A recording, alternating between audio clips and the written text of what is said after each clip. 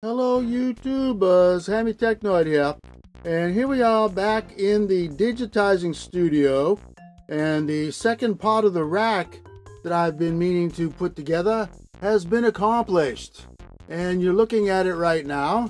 And I'm going to start at the bottom here, the first piece that I added to the second part, and if you remember from the last video, this is the first part, culminating with the apt home and preamp at the top, and starting at the DA3000 Tascam at the bottom. Okay, so this one we also start at the bottom with a Tascam, but this is the cassette, the 122 Mark III, and it's going to be, it's going to have on top of it the DBX 120XDS, which is a subharmonic synthesizer, and then on top of that is the DBX 200, which is a switching device, a router. Not a router like a internet router, but a cable signal router. And then in DBX 224, we got that as a noise reduction device. And then on top of that, we have the Kava C9, the sonic hologram generator. And then very, very top rack, we've got the Sony 75ES digital tape recorder, the DAT, digital audio tape. Yeah. Way back in the day when DAT was something, huh? Yeah, I bought one, and I used it to master my recordings, and it did a good job, okay? And now it's a museum piece, pretty much.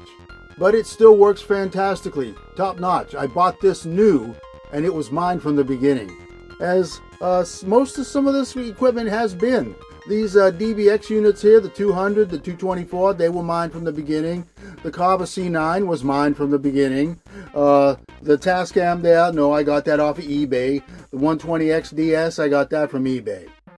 So anyway, what the key to all this working properly is having it run through the DBX 200 properly. And you see there's three little switch devices here that allow you to route signal processes through them, and one follows the other and the end on the other, and you can use just one if you want, or you can use two if you want, or you can use all three if you want. Okay, you just press in the button for the route that you want to take. Now the downside is that if you've got something hooked up in route 1, it's always going to be in route 1. Okay, you can't make it go, can't route 3 into route 1. You can't reverse it. So it's always going to be that way. So that's why your planning has to be, very proper planning ahead of time to make sure that your signal processing doesn't get funky. And that's why my first choice for my route number 1 is going to be the Carver Sonic Hologram, because that's the one thing you don't want to have too much screwing up with by other signal processors. So you get that done first, and then you can boost your bass. You can add dynamics after that, but the one thing you want to have proper is the sonic hologram generation, and that will be taking place in the first one. And then in the second one, I think I'm going to go with the DBX 3BX, and that's this guy over here. I'm going to use the DBX 3BX, and then in its signal router tape device, I might put the 120XDS, which is the bass enhancer. Okay, so I've got a lot of work ahead of me. This is just the fundamental. Everything is just stacked the way it's going to be. Nothing is plugged in. Nothing has been powered up yet. Everything is just kind of in limbo at the moment. So until next time, this is Hammy Tech. See you later.